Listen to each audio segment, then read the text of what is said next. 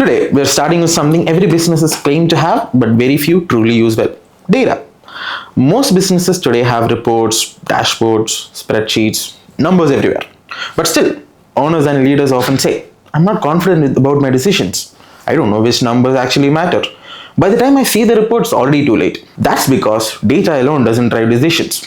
Clarity does. And that's exactly what we'll explore today. Hello everyone and welcome to ZenTalks, a podcast where we talk about Zoho Analytics. And today, joining us is our in-house expert, Mr. Sanjay, who works very closely with businesses on analytics and decision makings. So, Sanjay, welcome to ZenTalks. Thanks. Great to be here. So let's start simple.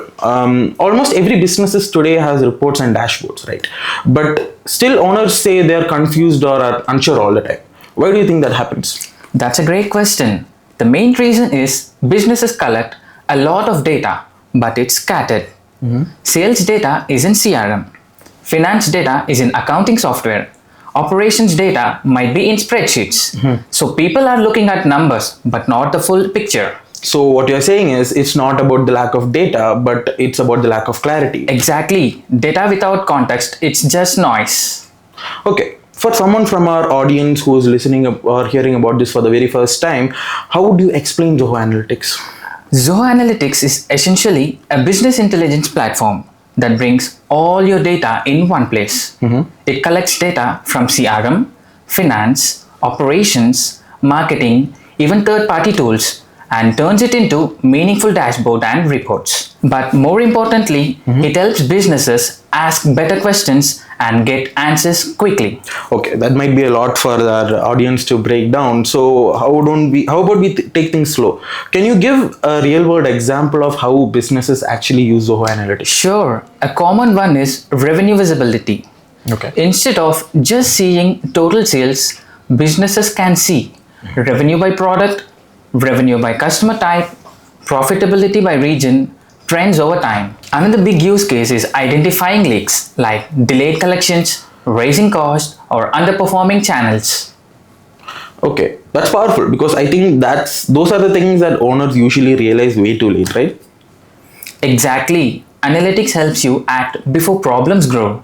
Okay, so let us build more on that. So many people build dashboards but don't actually use them. Why do you think that happens? Because dashboards are often built for display, not decisions.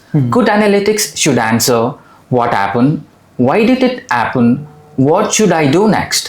When dashboards are aligned with business goals, teams actually rely on them, not just glance on them. That's actually quite interesting. I like what you used right there. Built for display and not decisions. So how should teams think differently when designing dashboards? The starting point should always be a business question, not a chart. For example, instead of asking what dashboard do we need, ask what decisions do we need to make every week or every month. Once that's clear, the dashboard becomes a tool to support the decisions, not just a visual summary. Okay, that makes a lot of sense. Here's another question. How does Zoho Analytics help teams move in that general direction? Yes, Zoho Analytics allows you to build dashboard around roles and responsibilities. A CEO doesn't need the same view as a sales manager or a finance lead. Each dashboard can focus on the KPIs that matter for that role. That's when a dashboard stops being ignored and start becoming a part of daily conversations. Okay, yeah, I get that. And we usually hear this question from our clients and businesses that we already have reports, but nobody look at them. And is adoption more of a people problem than a technology problem? Absolutely. Most of the time, the tool is capable, but the approach is wrong. When dashboards are too complex, too detailed, or not tied to real actions, people disengage. Simple. Focused dashboards, reviewed regularly, create habits, and habits are what drive data-driven cultures. Okay, so let's get deeper into this. If a business is just starting with Zoho Analytics, what would be your advice to them to do first?